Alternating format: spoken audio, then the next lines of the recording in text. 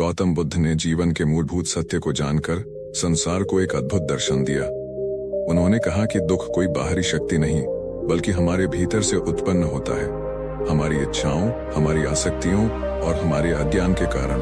बुद्ध के अनुसार जीवन में दुख का कारण यह है कि हम उन चीजों को पाने की लालसा रखते हैं जो या तो हमारे वश में नहीं होती या जिनका अस्तित्व अस्थायी होता है।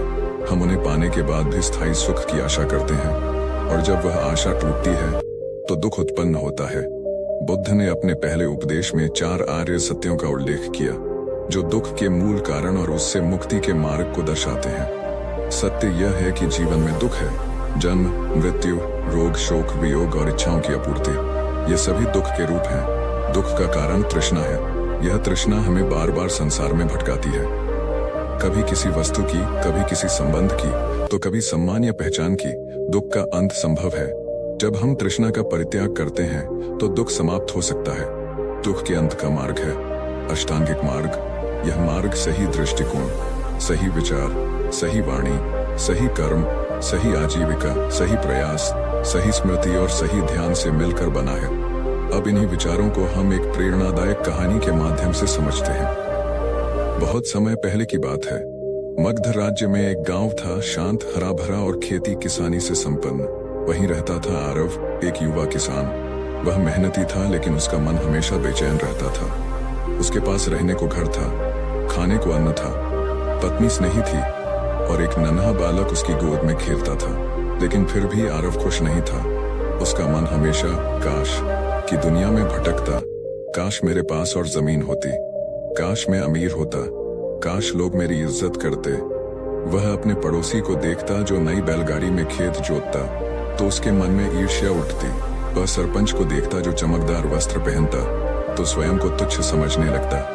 आरव का दुख किसी बाहरी घटना से नहीं, बल्कि उसकी असंतुष्टि और अपेक्षाओं से उत्पन्न होता था। एक दिन गांव में समाचार फैला, गौतम बुद्ध पास के वन में प्रवचन देने आए हैं। लोग समूहों में चलने लगे। आरव की पत्नी ने कहा, चलो बुद्ध के दर्शन करें, शायद हमें शांति का मार्ग मिल जाए। आरव ने हंसते हुए कहा, क्या बुद्ध मेरी इच्छाएं पूरी कर सकते हैं? अगर वह सच में ज्ञानी है तो उन्हें चाहिए कि वे मुझे धन और सम्मान दें। पत्नी ने कोमल स्वर में कहा, शायद वे यह न दे पाए, लेकिन हमें यह सिखा सकते हैं कि इनकी जरूरत क्यों नहीं है। पत्नी के आग्रह पर अनमने भाव से आरव चल पड़ा। वन में हजारों लोग शांत बैठे थे। बीच में एक वृक्ष के नीचे बुद्ध विराजमान थे, पूर्ण शांति, स्थिरता और करुणा का प्रतीक। बुद्ध ने बोलना आरंभ किया। उनका स्वर मधुर था, परंतु उसमें गहराई थी। बुद्ध ने कहा, जीवन दुखमय है, लेकिन दुख का कारण हमारे भीतर है। जब हम किसी वस्तु से बंध जाते हैं तब हम पीड़ा को बुलावा देते हैं। आरव की आंखें खुलने लगीं। ये शब्द जैसे उसके ही लिए कहे गए थे। बुद्ध ने एक कहानी के माध्यम से समझाया। बंदर को पकड़ने के लिए शिकारी एक बर्तन में मिठाई डालते हैं। बर्तन का मुंह संकरा होता है। बंदर मिठाई पकड़ लेता है, लेकिन उसकी मुट्ठी बर्तन में फंस जाती है। वह मिठाई छोड़ना नहीं चाहता और इसी कारण वह फंस जाता है। यदि वह मिठाई छोड़ दे तो वह स्वतंत्र हो सकता है। बुद्ध मुस्कुराए और बोले, हम सभी उस बंदर की तरह हैं। हम भी अपनी इच्छाओं की मिठाई को पकड़े हुए हैं। दुख से मुक्त होना है तो त्याग करना सीखो, छोड़ने में ही मुक्ति है। आरव गहराई से हिल गया। उसे पहली बार एहसास हुआ कि दुख उसके बाहर नहीं, उसके भीतर था। वह मौन भाव से घर लौटा। रास्ते में वह सोचता रहा, क्या मैं अपनी इच्छाओं से मुक्त हो सकता हूँ? अगले दिन वह जब खेत में काम करने गया तो उसे पहली बार गेहूं की बालियां सच में सुंदर लगीं। उसका बालक जब उसकी गोद में खेल रहा था तो वह सिर्फ मुस्कुराया, बिना किसी चिंता के। अब हर दिन वह प्रभात में ध्यान करता। जब कोई नई वस्तु किसी और के पास आती, वह ईर्ष्या नहीं करता, बल्कि मन में कहता, जल की मन में कहता, जैसा है अच्छा है। गांव वाले आश्चर्य में थे। जो आरव कभी सबसे असंतुष्ट, क्रोधित और जलन से भरा रहता था, अब सबसे शांत, प्रसन्न और स्थिर हो गया था।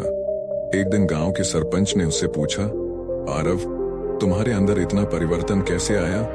तुम अब हर समय शांत और प्रसन्न क्यों रहते हो?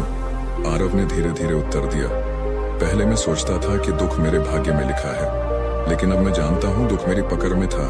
मैं खुद ही अपनी इच्छाओं की गिरफ्त में था। जब मैंने इन्हें छोड़ना शुरू किया तो मैंने अपने दुख को भी छोड़ दिया। उस दिन गांव के कई लोगों ने आरव से बात की और धीरे धीरे वे भी बुद्ध के उपदेशों की ओर आकर्षित होने लगे।